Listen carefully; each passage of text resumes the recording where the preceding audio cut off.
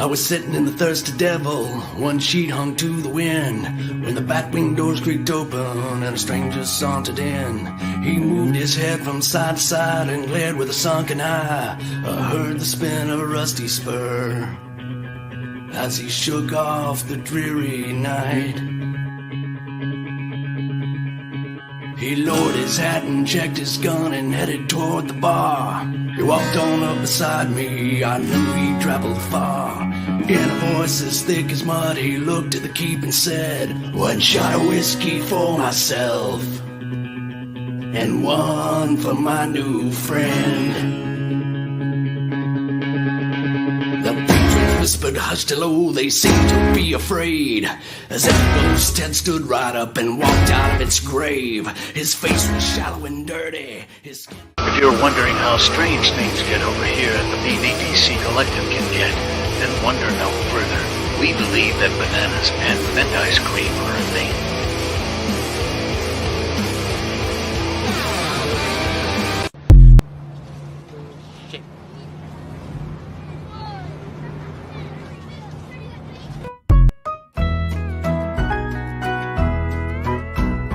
There will come a payday, hallelujah, what a payday. There will come a payday someday, someday. There will come a payday. Hi, would you like to sample our new set? No, fuck off. Can't be sidetracked with cheap sex potions. Wake it from the grave. Bodies stiff and cold. Scratch the coffin's door. To the running void. Dead beneath the ground. Bending voices call. Breaking through the dirt. Forever from the earth.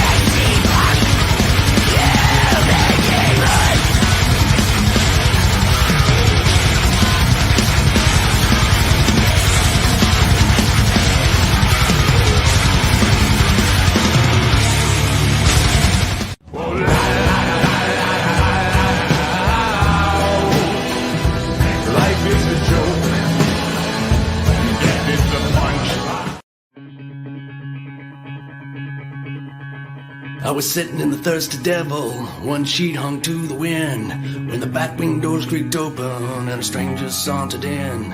He moved his head from side to side and glared with a sunken eye. I heard the spin of a rusty spur as he shook off the dreary night. He lowered his hat and checked his gun and headed toward the bar. He walked on up beside me, I knew he'd traveled far. In a voice as thick as mud, he looked at the keep and said, "One shot of whiskey for myself, and one for my new friend."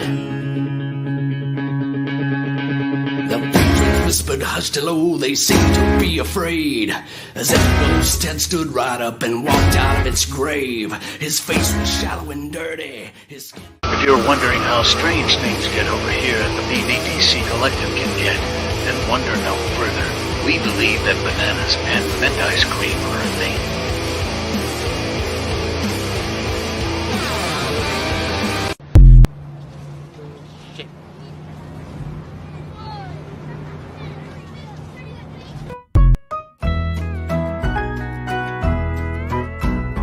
There will come a payday, hallelujah, what a payday.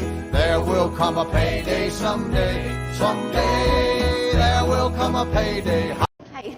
Would you like to sample our new scent? No, fuck off. Can't be sidetracked with cheap sex potions. Wake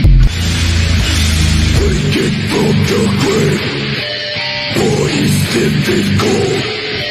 Scratch the coffin's door. To the running void. Dead beneath the ground. Bending voices call. Breaking through the dirt.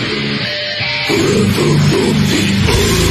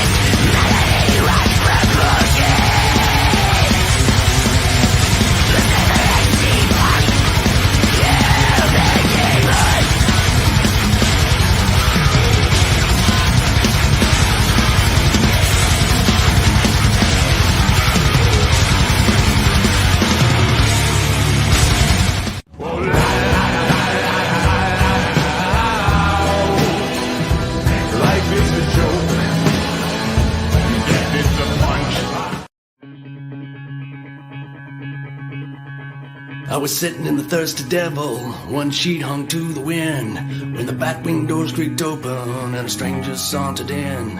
He moved his head from side to side and glared with a sunken eye. I heard the spin of a rusty spur as he shook off the dreary night. He lowered his hat and checked his gun and headed toward the bar. He walked on up beside me, I knew he'd traveled far. In a voice as thick as mud, he looked at the keep and said, "One shot of whiskey for myself, and one for my new friend." The patrons whispered hushed low, they seemed to be afraid, as that ghost had stood right up and walked out of its grave. His face was shallow and dirty, his... If you're wondering how strange things get over here at the BVDC Collective can get, then wonder no further. We believe that bananas and mint ice cream are a thing.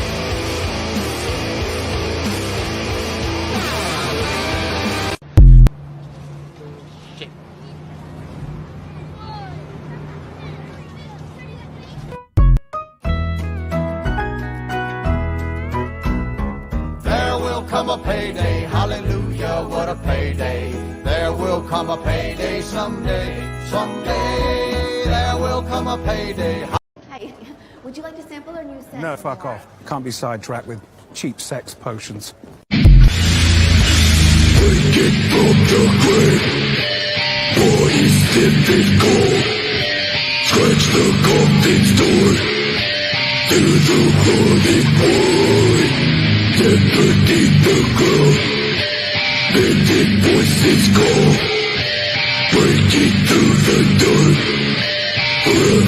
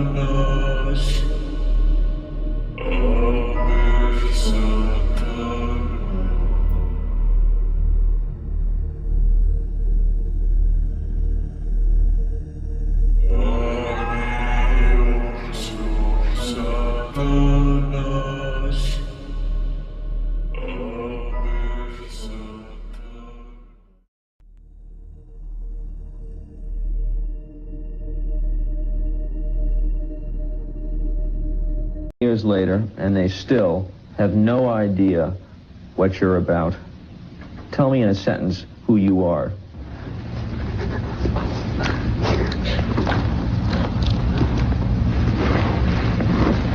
Nobody. I'm nobody. I'm a tramp, a bum, a hobo. I'm a boxcar and a jug of wine. And a straight razor if you get too close to me.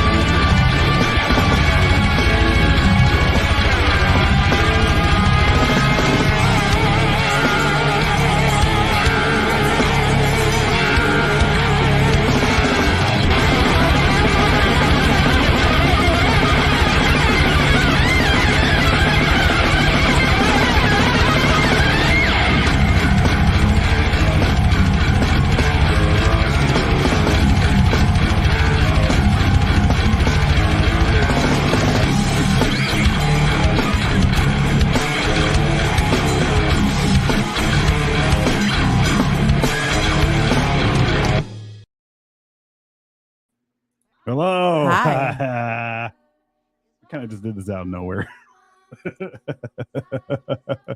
Can't show teeth, huh? Huh? Can't show teeth. I thought she can't say. I've already messed up. All right.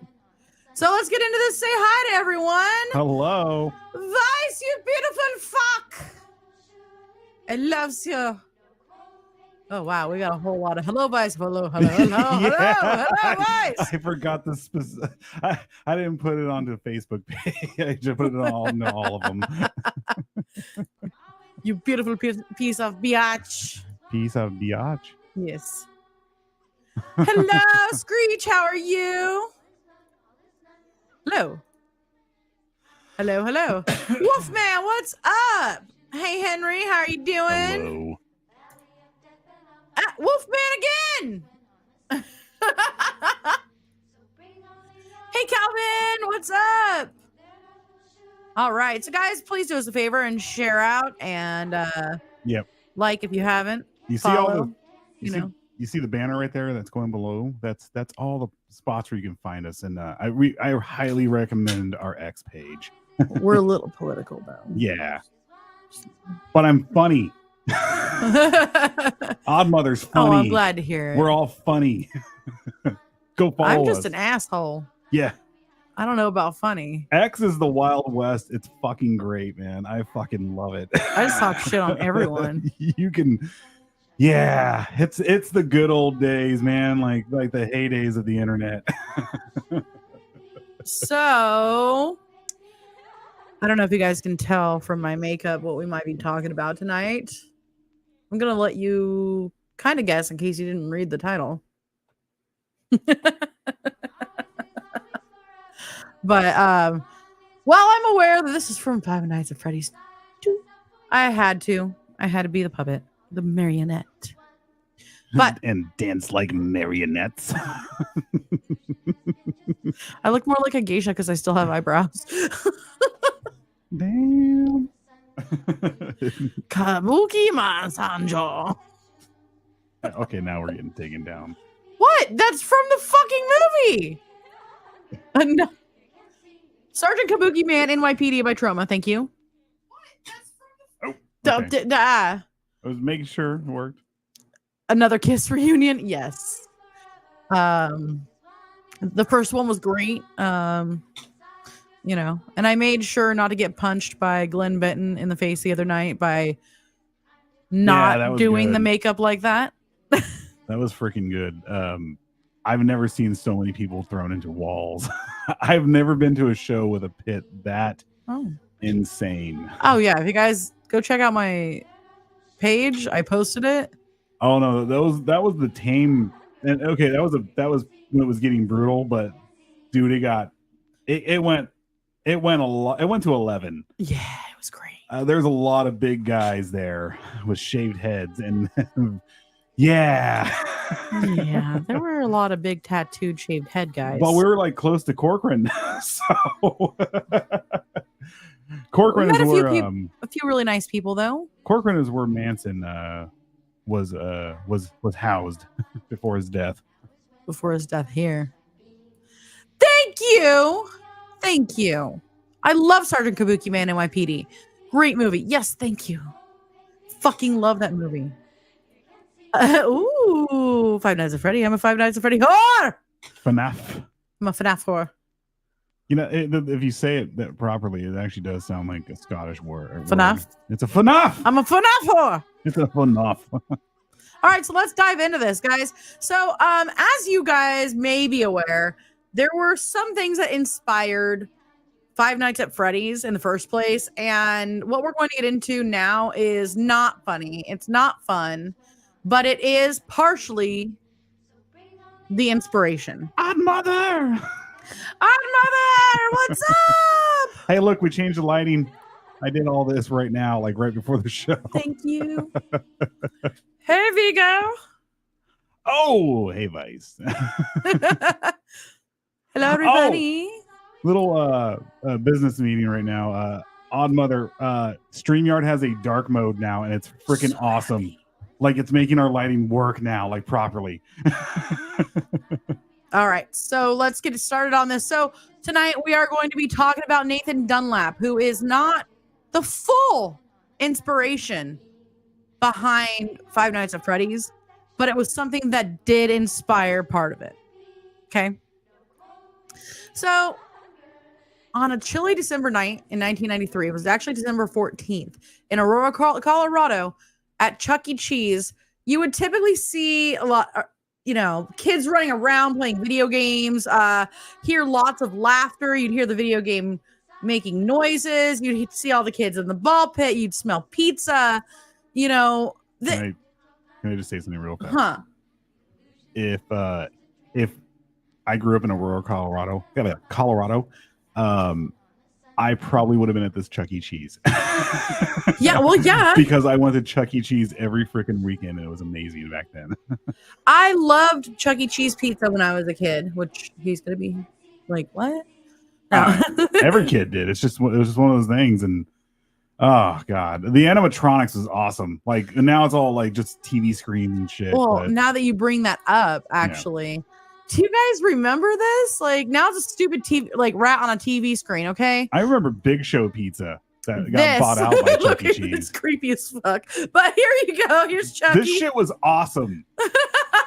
Oh my god, I had so much fun because also this was the time, like in 1993. This is the time when actually Chuck E. Cheese actually had an arcade, like a legit arcade. I played Teenage Mutant Ninja Turtles there. I played freaking.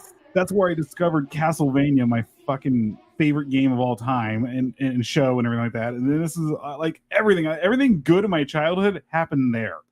Oh yeah, I have. My dad has it actually, but I have a signed Anthony Hardaway rookie card that is still in perfect condition because it is in the You remember the plastic you could put all your cards in and stuff? That the ones that snap together that were like super heavy duty plastic. Yeah. And on a freaking frame. I had I collected X-Men cards. Yes. I still have a lot of them. It did partially. I'll tell another story actually about the other part. FNAF. Yeah, I remember hearing stuff like that. Yeah. I mean, where's that FNAF and Vice? FNAF. Big Showbiz, sorry. Showbiz was even scarier. It was. And that's what we had. Our Chuck E. Cheese here in Bakersfield was a Showbiz pizza before, and it was even cooler. I don't know. It was rad. I loved it. Pizza puke in the ball pit. Never go to the ball pit. Hey, TK. Hey. Yeah, I mean, you had. I remember going and I'd play video games. I'd play skee ball. I was always better than my dad at skee ball. Not really. But he'd let me win. And I didn't really go in the ball pit that much to begin with. I always just liked playing video games and getting all the tickets. And so I always had fun with all of that. But I mean, this is what you would normally do at Chuck E. Cheese. It would be a happy, fun day. You know, you'd go for your classmate's birthday party or some shit, you know, that kind of stuff. But on December 14th, 1993, this fun place turned into the site of one of the most tragic workplace shootings in American history. So, something I forgot to do here. Trigger warning, guys, explicit content. Just know that we are about to talk about something brutal in case you hadn't figured it out when I said shooting. So, Nathan Gerard Dunlap. Let me see if I can get a picture of this guy. I thought I had one up. But we might have to take some stuff out. Yeah, I added a few videos, so okay, well, I guess we'll take Chucky out again. Let's show him one more time. Did we answer Natalie? No, not yet. I haven't seen it. Okay. We'll take Chucky out, and I will. Mr. Chuck E. Cheese. What was the E stand? What are they? Was it Edward? I don't remember. Someone told me what it meant once. I think entertainment. I can't have cheese no, right now. no joke. It meant entertainment. His middle name is Entertainment. I can't have cheese right now. So here he is on the. You can't see me anymore when I do that. So on the left side of your screen is when he was The arrested, black and white picture, yeah, that's. and on the right side is him in court. Obviously, this is Nathan Dunlap. Look, I'm not gonna lie. I really didn't know too much about this, and I wasn't expecting him. I was expecting a white kid. This is like very much. I was like, what? I was like, he's black. This is odd. I was like, usually this is just Maybe. yes, maybe. We have all the triggers. Yes. I mean, look at my face. Chuck E. Cheese is my homie. Eat your face. Eat your face. He looks like a Boondocks Yes. character. Oh man, that's how we get taken down. That's not how we get taken down. I'm He's joking. Boondocks was like one of the best shows ever. It's hilarious. Nadine. And we're about free speech here. Yep, rodents do that. So here we go. He was born April 8th, 1974. Hey, BC. Sorry. And he was actually raised by his adoptive father and biological mother, who married shortly after his birth. He never actually had the opportunity to meet his biological father. Throughout his childhood, he actually lived in various places, including Chicago, Illinois, Memphis, Tennessee, and somewhere in Michigan before they actually moved to Aurora, Colorado in 1984. Dunlap's mother actually faced a lot of mental health challenges. She herself was diagnosed with schizophrenia and bipolar disorder. During Nathan's high school years, he actually attempted suicide on at least 2 different occasions. At the age of 14, his adoptive father sought an evaluation from the psychologist at Oberlin High School, which indicated signs of hypomania, which hypo means low. So like more of a depressive. That's odd. I mean, I think about that word like hypo. It sounds like you're gonna be hyped up. It means low. Like hyper would be like super fast. Hypo is the opposite. Well, hypo sounds like it should be super duper fast. Then, like. Hi, Susan Lewis. Hi, Susan. Hello. There's 2 Susans in here, so I said last names. Susan and Suzanne. I'm sorry, guys. So, hypomania could mean a whole lot of different things. They could have been basically he got this evaluation, and they said like, "Look, you need to go get him checked out. You need him to be evaluated further by psychiatrists because this was just the school psychologist. And there was no further treatment or formal diagnosis pursued at this time." So we're going to get to the night of the shooting. It's crazy how fast we're going through this right now, but we have a lot more to talk about.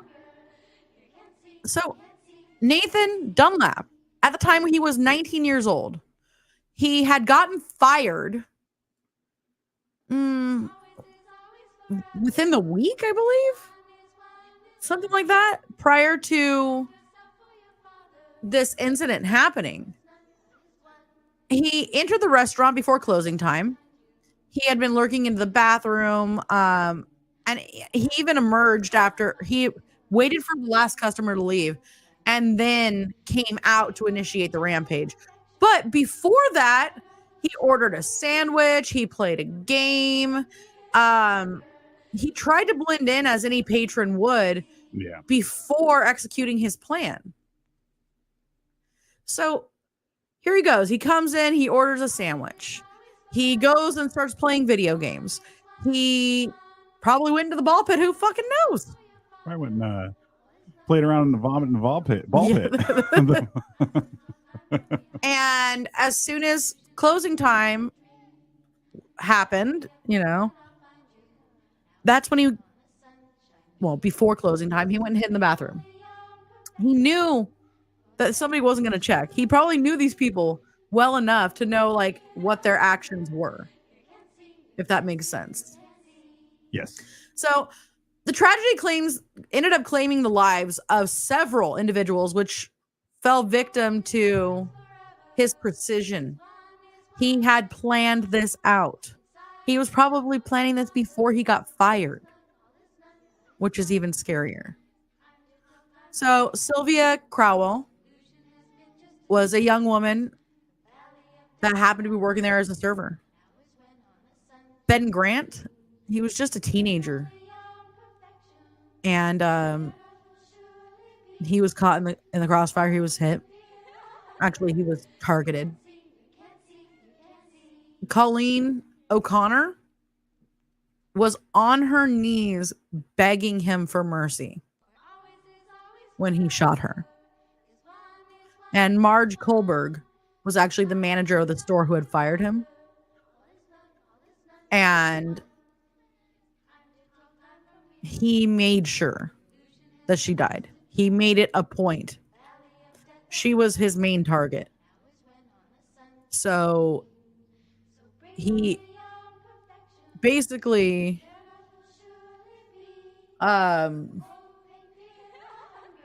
double tapped. Let me just put it that way. Well, yeah, you could just say it. That's what I mean. That's what he said. So he shot her in the chest, shot her in the head. Yeah. Yeah. They weren't random or impulsive, by the way, either. They were executed with a deliberate and icy determination, reflecting his resolve, Dunlap's resolve, and exact his revenge without hesitation or remorse. There was a survivor, though. Okay? And I'm going to get into this. So his name was Bobby Stevens. He was the lone survivor. He was shot in the jaw. Oh, my God. And he played dead and waited for Nathan Dunlap to get to a spot that he wouldn't see his escape, right? So he ran out. He ran to the apartment complex that was behind Chuck E. Cheese and started slamming on doors, just running through, trying to get somebody's attention. So his survival actually happened because the only witness account of the horror inside,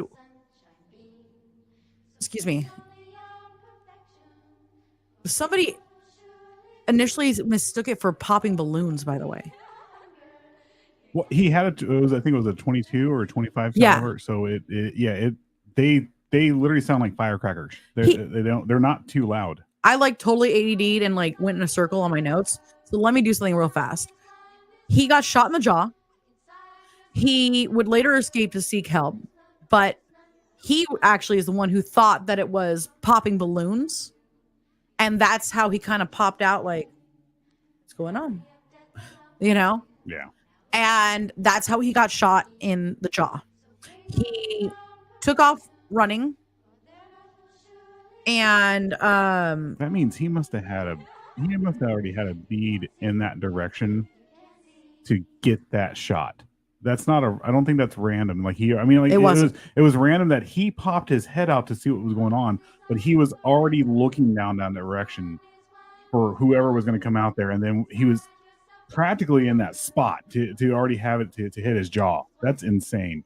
Yeah. Oh yeah. So basically, this is a total contrast to the typical, like, okay, somebody thought there was balloons popping. No, there's guns going off. There's a gun. Yeah. And here's the crazy part. So while Bobby Stevens took off running, Dunlap also fled the other direction.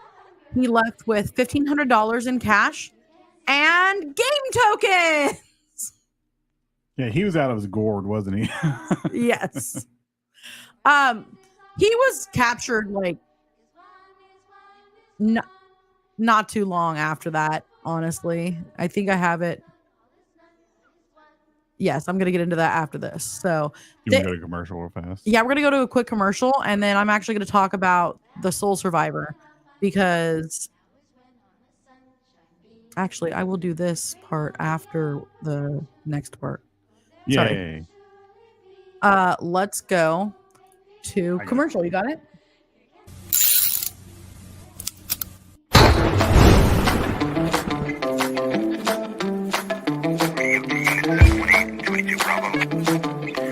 What's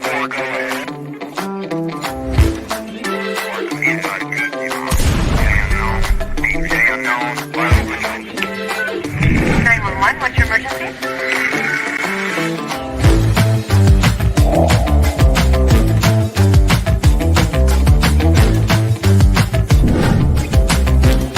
I wish to create a perfect human being, selecting the best organs from different corpses.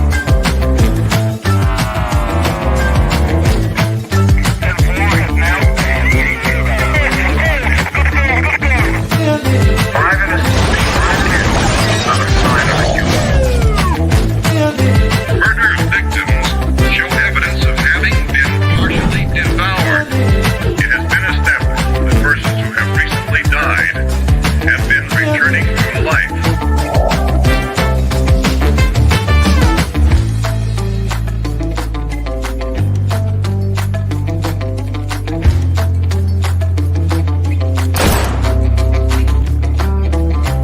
Cause I got my Galaxy 500. Get with your nearest cult member. Double stacking is a noun that refers to the action in a horror movie of impaling both members of a canoodling couple. The creation of the atomic bomb. What was it? Oppenheimer? The Manhattan Project. The Manhattan. Everything they're bringing up. I was about to say the Philadelphia experiment. I mean, which one are we talking about here? We go and look up. So I'm looking up heavy water. What does heavy water do to a person's body? And I'm like, okay, they're watching me now. I know they're watching me. Don't you judge us! Don't you be judging us! You come in here with your book learning and your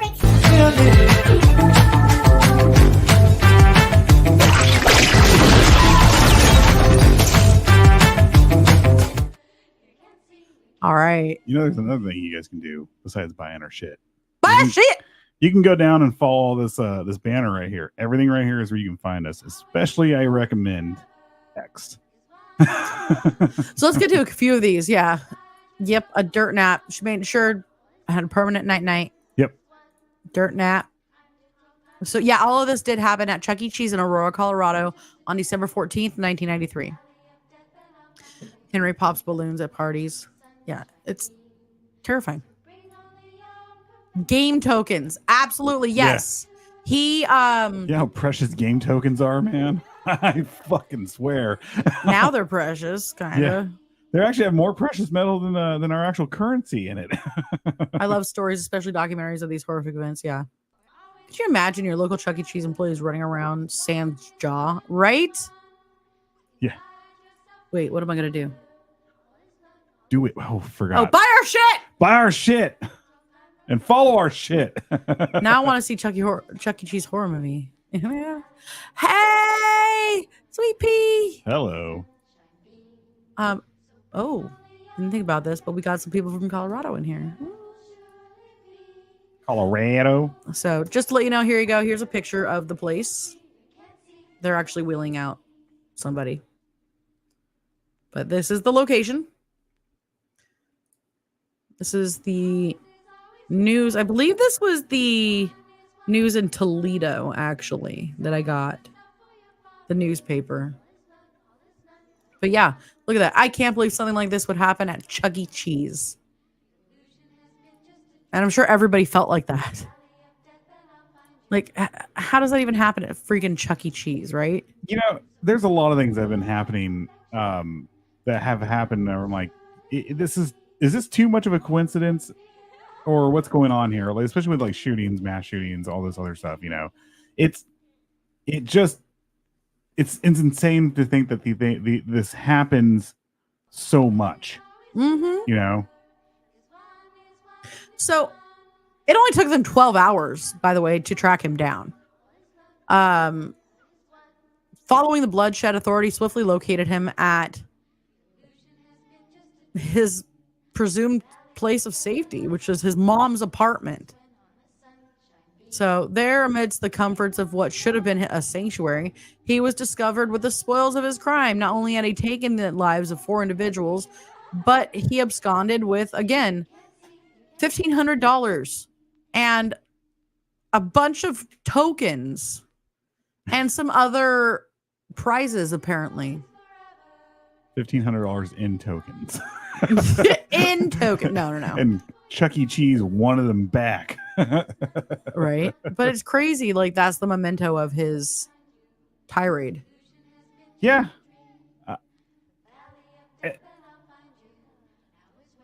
I mean, I don't think it was more. Was it? Do you think it could have been a trophy? It kind of was. Yeah. Yeah.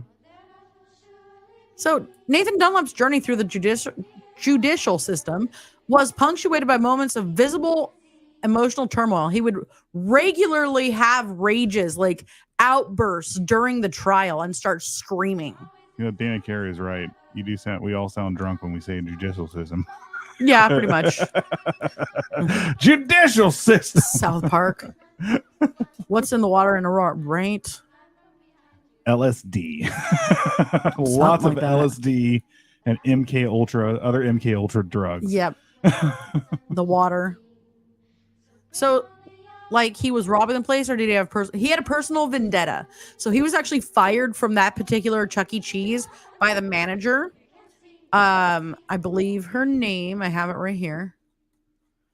She's the one that he double tapped, by the way. Oh, so her name was Marge Kohlberg. He made sure, and he wanted to humiliate her and all that stuff. Yeah, he made it a point because that was the target of his rage, was Marge Kohlberg.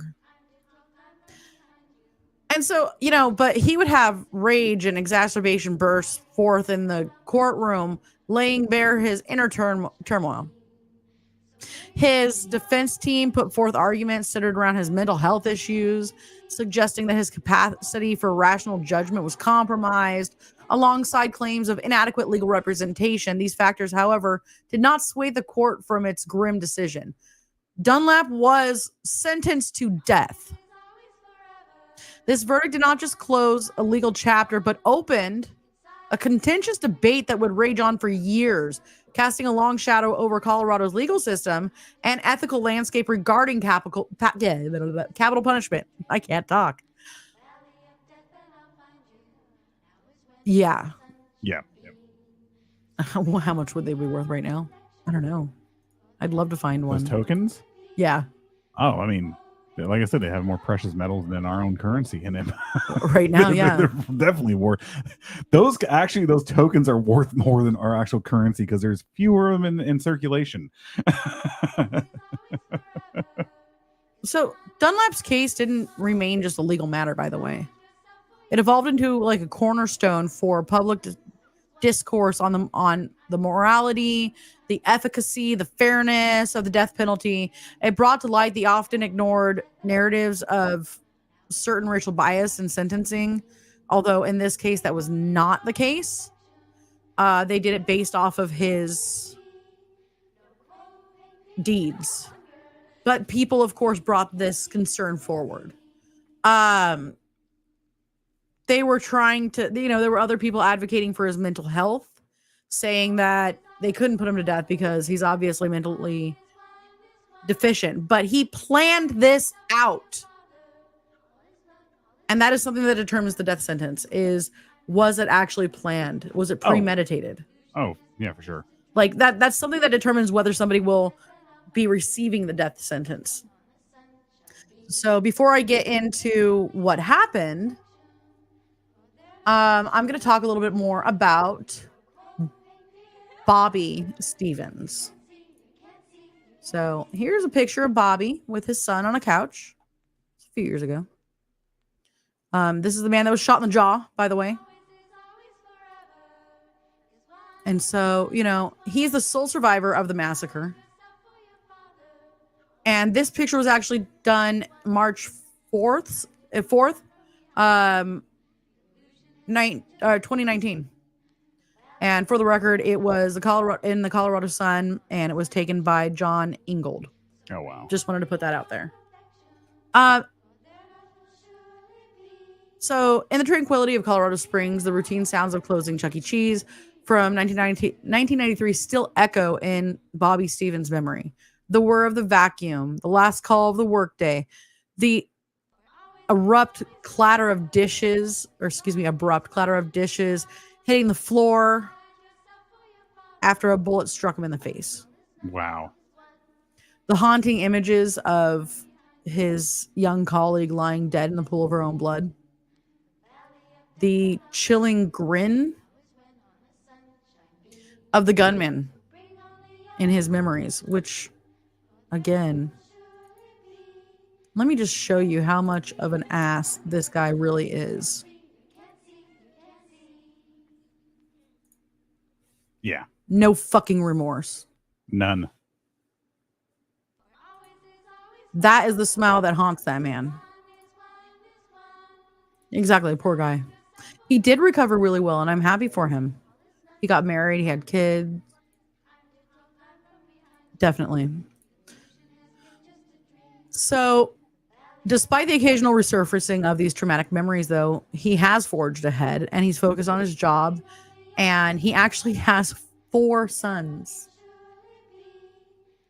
He said, I'm making sure that my memory lives on. Oh, yeah. But I said, screw you. I'm making more of me. Try to take me out. in 2020, the governor there decided to start a debate over the death penalty in Colorado. And so actually, really, it was in 2018 that they had started talking about it, which is why that picture even exists, because they went to him and they asked him how he felt. So on day one, legislative efforts to abolish the death penalty gained traction as public sentiment shifts. Day 2, a mother whose son was killed by 2 out of 3 of the inmates on death row faces her political party's push to end capitalism. Yeah. That's basically how this was phrased. So there is a firsthand report of Colorado's latest execution. There's doing a statistical overview of capital punishment in Colorado. And this is only day 2. We're talking about it. Day 3, they're talking about the feasibility of Colorado acquiring the drugs for lethal injection and the cost. 25 years on, the survivor of the Aurora, Colorado Chuck E. Cheese tragedy reflects on it, because he was asked how he felt about them taking away the death penalty. What? Yeah. Each time I feel like I've put this in the past, put the past behind me, there it is. Not forgotten, but managed.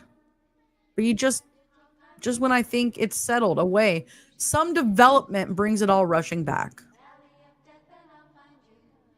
And in this case, the development was Colorado doing away with the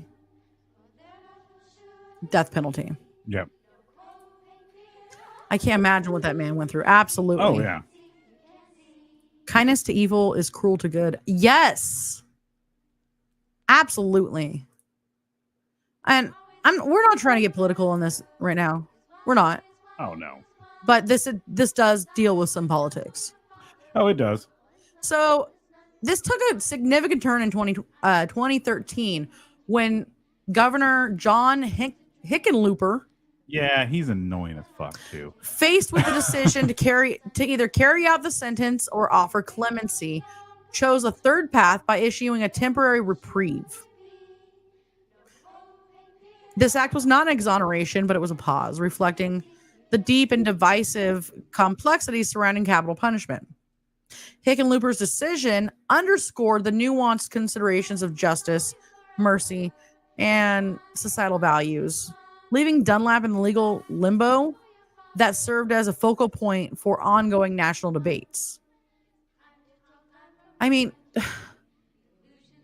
he basically said, hey, you get to live. Like, yeah. 3 hots and a cot, man. Yeah. Yeah. He was a fucking douche. Oh, yeah. Hickenlooper, yeah. He's very much Tim Walz, Susan. By the time 2020 rolled around, Colorado had shifted its stance on capital punishment, and they abolished it altogether. So 4 years ago, they abolished it. Governor Jared Polis then made the consequential decision to commute Dunlap's sentence from death to life imprisonment without the possibility of parole. I have my views when it comes to the death penalty because, the whole thing with if there's one man that's innocent on death row that gets put to death, then it just throws everything out, and that has happened.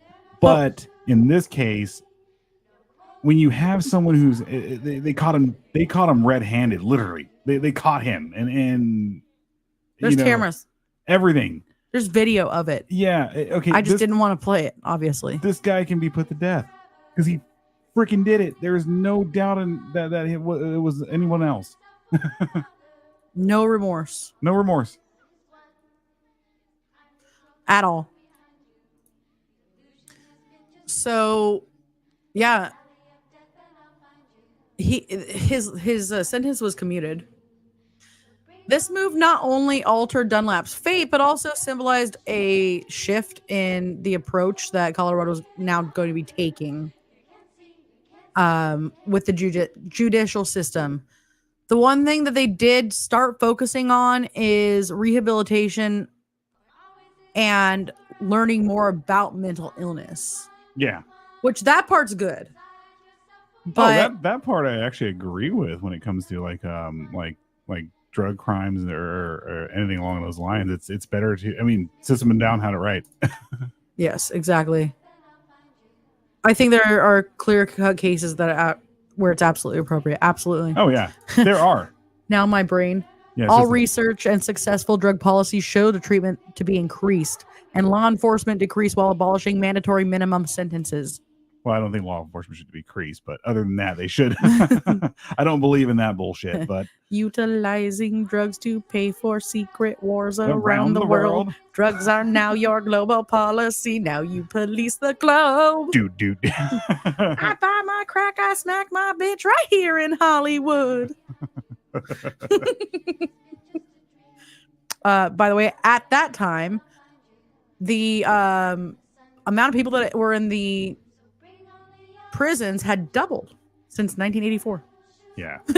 Well, all the drug crimes that they tried to the blue collar crimes that were I don't know, Biden passed the whole 94 crimes bill that screwed over a lot of fucking people. Yeah. put people of color in jail and everything. And then you turn around and you have to deal with that now. Yeah. We're trying to build a prison. They're trying to build a prison. They're trying to build a prison for you and me to live in another prison system. God damn it. I actually love that album. I really do. Yeah. Hey, okay, side note real fast so we can kind of take away from the crazy turmoil before I get really back into it. They were fucking with everybody at that show on Friday. Who was? Say that again. They were fucking the audio. Well, okay, so it turned out that the audio guy quit and left. And before he left, he started putting like rap on. Like just to screw with everyone. And it wasn't just any rap. This was like really Look, this is a vast I don't know majority. how to say it. It was definitely like it was super vulgar. It was fucking, and there was a whole lot of words that I cannot say. This was legit a death metal show. Like old school death metal show, and you put on fucking rap and everyone started getting pissed. Yeah. Oh my god. Luckily we were upstairs and we thought we were gonna like see a riot, and we're like, okay, we were right by the exit, the back exit from the stairs. So we just would have went out the alleyway, but man, they got everything fixed. Yeah. I was literally at a closed prison yesterday, the one my dad worked at. Wow. Oh wow. Okay, so let's get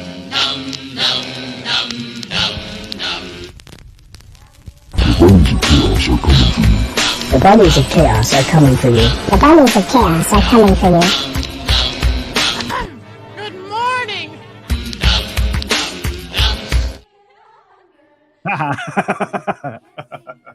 All right. Oh shit. Oh wow. Yes, decide. Dude. Glenn Benton has bronchitis right now. And bronchitis and fucking gout. And he was like, my fucking foot is big and hurts. And I have bronchitis, so don't fuck with me. But that man still was just perfection. Oh yeah. Like it was like it was like literally like the funniest thing was like everyone was like, yes, sir. Downstairs I was like laughing so freaking hard.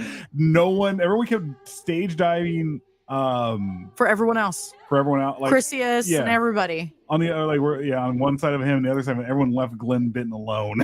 Yeah, no, they He didn't was- want to fuck with him. He was cranky, but Oh, he we did. saw him right after the show, and he was just getting right in his van and leaving. Dude, he like once the last song, because they could have did like another 30 minutes, and I think they would have if he wasn't sick.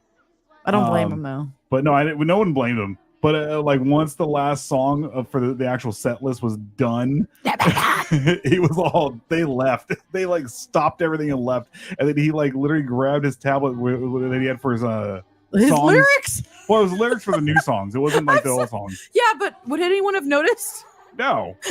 Oh, that was another thing he said. He's all, you mess with my shit, I'll fucking put my foot in your ass too. And like he just grabbed it, put the bass down, let his roadie deal with everything else, and he went out the front. And we almost followed him out because that's how the venue was set up. It was like very old school. We were right above. It was really cool. Right above Go the look stage. at the stuff I posted. It was awesome. Like I was probably maybe 20 feet, not even 20 feet, probably about 10 feet from Glenn Bitton. Like that's how close we were to him. It was like literally like the best freaking vantage point I've ever had at a show. Shameless plug. Thanks to everybody that helped us reach our X a whole month early. Thank you. Yeah, we got 500 on there. Yep. So speaking of X, let's get back into this because I know it's the X people here that are super. Look at that. We got 15 of y'all. Thank you. So here we go. Life sentence and the abolition of it, you know. So the reactions of the victims' families to Nathan Dunlap's sentence being commuted from death to life imprisonment without parole is a whole spectrum of emotional responses. So you have frustration and anger. Families of the victims expressed significant frustration over the decision. They had endured years of legal proceedings with the expectation that the death penalty would be carried out. For instance, relatives like those of Javad Marshall Fields and Vivian Wolf, who were murdered by different perpetrators, but whose cases were also affected by the death penalty repeal, voiced disgust and a feeling of betrayal that that their killers wouldn't face execution and their families would not have justice. And I agree with them. So, there we go. The decision by Governor John Hickenlooper, what a name, to grant a temporary reprieve instead of a full clemency or execution was met with criticism, especially from political opponents and some victims' families who saw it as indecision or an unwillingness to enforce the sentenced punishment. It was perceived as both a legal and personal slight, leaving the families in prolonged state of unresolved justice. Yes, exactly. Yep. Douche-and-looper. Douche-and-lopper. Let's go back to my notes. So let's talk about Bobby again, Bobby Stevens. So who's the lone survivor? He showcased a complex relationship with the outcome.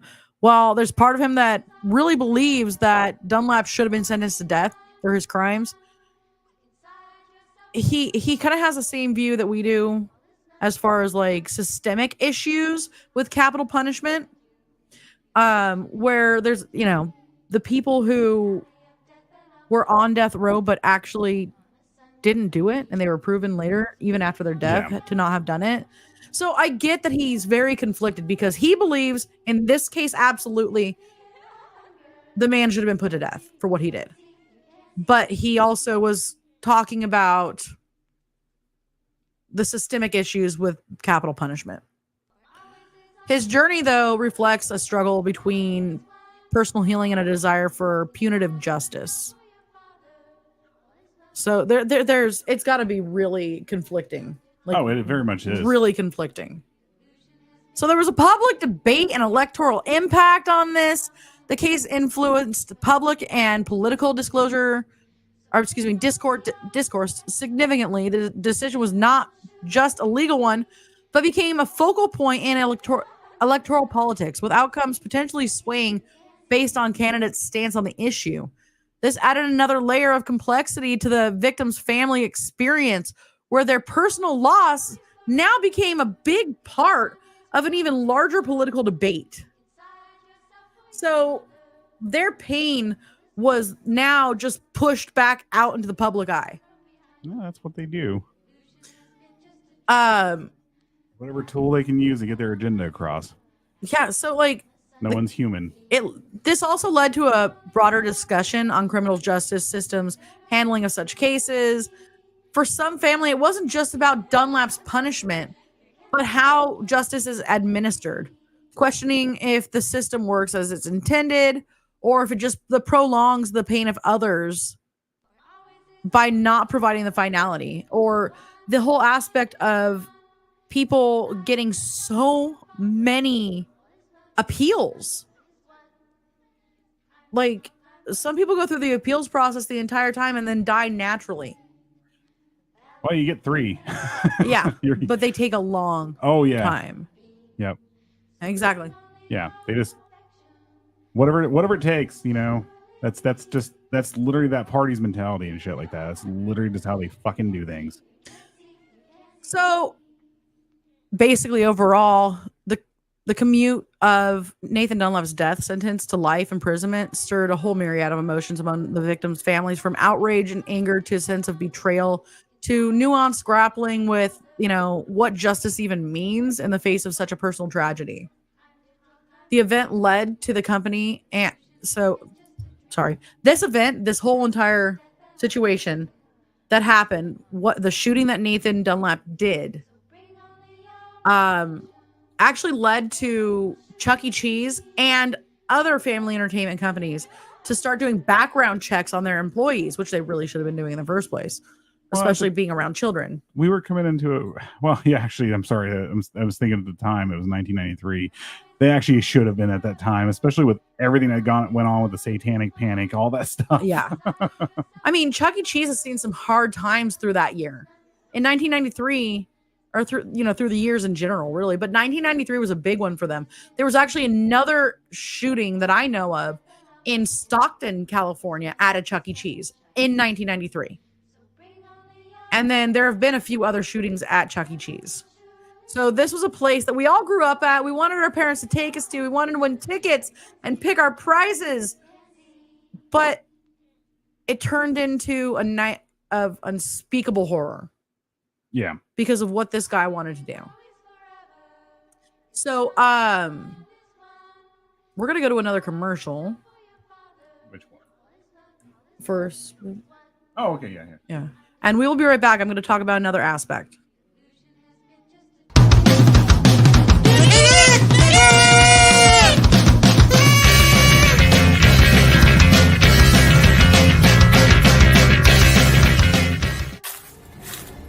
This fall, prepare to enter a realm of terror. This forest is creepy. I'm scared. Are you sure we're going the right way? Where shadows dance and whispers haunt the night. Come on, it's just some spooky old woods. Did you hear about what happened to those kids last year? Let's not talk about that. It creeps me out. But once you enter, there's no turning back.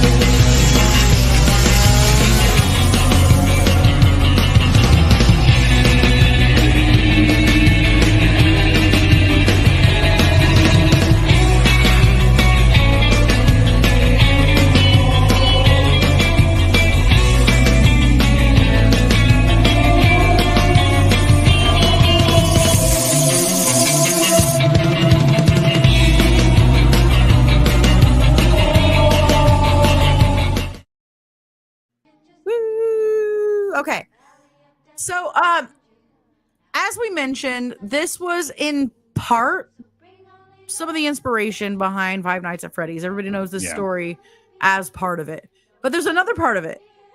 I mean, those of you that have played the game, you know the whole thing is survive the night, right? And I mean, let's face it. Okay, so he didn't shove people's bodies into the animatronics as some stories may suggest for Five Nights at Freddy's. That's not anything that happened in that situation. The souls, I don't know about their souls being there though, but from what I understand, that Chuck E. Cheese is now a Panera. So It's the craziest thing. Yeah, like you were showing a picture of it earlier, and like, hey, look what it is now. I was like, what are you talking about? What is? I was like, wait, that's the Chuck E. Cheese that. Yep. I was like, they just turn it into a Panera bread. It's now a Panera. I'd screw with them. I would screw with them. But there's actually another aspect to it because okay, when you're playing the game, you're looking around all the time. You are haunted bread. We'll mess with your gallbladder. Woo! The Amityville toaster. Ooh, human hand. Wow. What did I say about pumpernickel? No, waffles. You can't do waffles. Something about a human hand.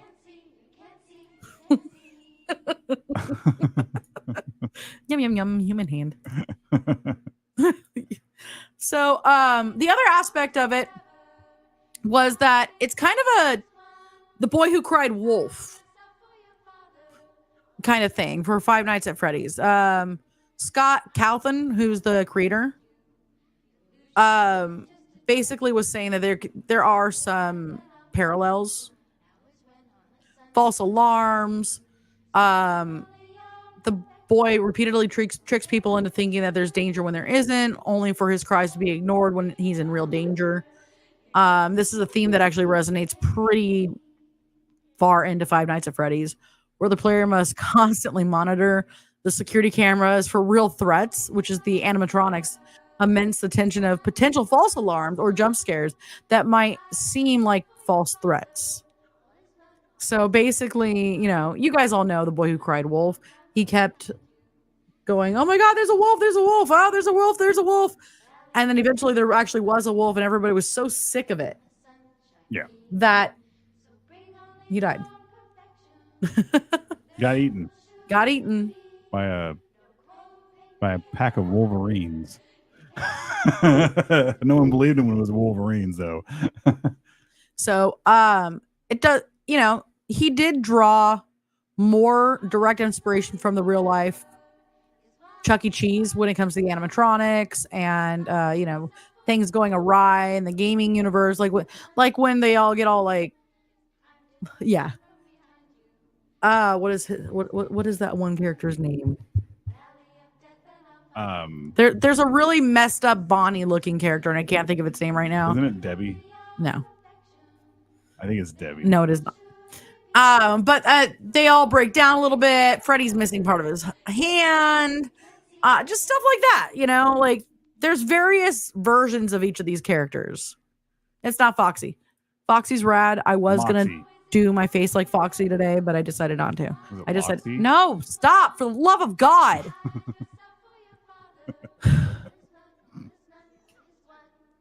God. So basically though, like everybody for Five Nights at Freddy's, this was the inspiration. The Boy Who Cried Wolf was partially the inspiration. And people have built on the lore, talking about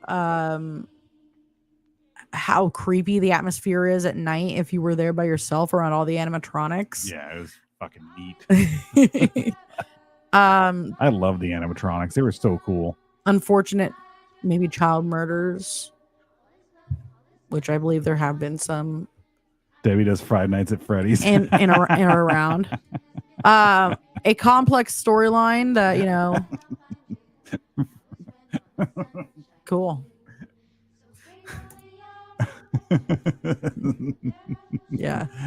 So yeah, I mean that's basically all we got. We were just talking about no, I don't want to say that. That was dumb. What was dumb? Oh, sorry. Anyway, Basically, we just wanted to talk about the real story. Because, I mean, we all play the game. We all like the game. Or at least some version of it. A lot of us do. And there's a lot of lore that goes around. And to be honest, I love the fan fiction that people do for it. Oh, it's great. Like the whole creepypasta aspect of it is awesome. Oh, yeah. It's great. I love the creepypasta behind it. I mean, yeah, this is a very crazy, sad story that made the inspiration for it. But aside from that, yeah, the whole creepypasta with it. Like I said, people shoving bodies into the animatronics so they could be hidden in there. And now their souls are haunting the animatronics and they're trying to get revenge. That kind of stuff. Yep. You know. So, tomorrow, Monday, Spooky Tales with Steve the Cat is back. Spooky Tales. I'm so excited. It's been a while since we've seen Steve the Cat, and this is going to be great, and you know it. I can't remember what movie. I don't know. The word October was in it. Haunted Bread. Woo! Woo! And then Tuesday, we're making up for last Wednesday, and we're going to have Spook from Spook Trail on. So that's going to be fun for Chit Chat. And then for the regular night of Chit Chat on Wednesday, we have a brand new guest, Chaos from PV Slaughterhouse. And so she's going to be on. Oh, you can't sit with us too. I think are we back this? Yay! Susan, are we back this Thursday? I think it's this Thursday. Are we back? Yeah. So also this Thursday, I will be a guest. I'm excited. On the Scurry Face TikTok, I'll be a guest on their show, Scurry Discussions. And then Thursday after that, we will be doing our podcast. And so this is a full week. And that means Odd Mother, are you on? She's on this coming Friday. Yeah. Yep. There we go. So this is a full week, guys. Yep. We're back. So Thursdays you can't sit with us. Thursdays you can't sit with us. Fridays the horror gallery, and then it starts all over again. So yay! Then we're on Friday, the Friday after next. Yep. So are we out? Are we done? Thank you so much to everybody. Bye. Bye.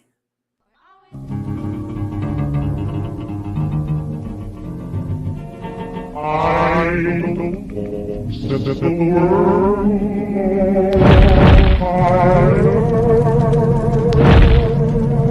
I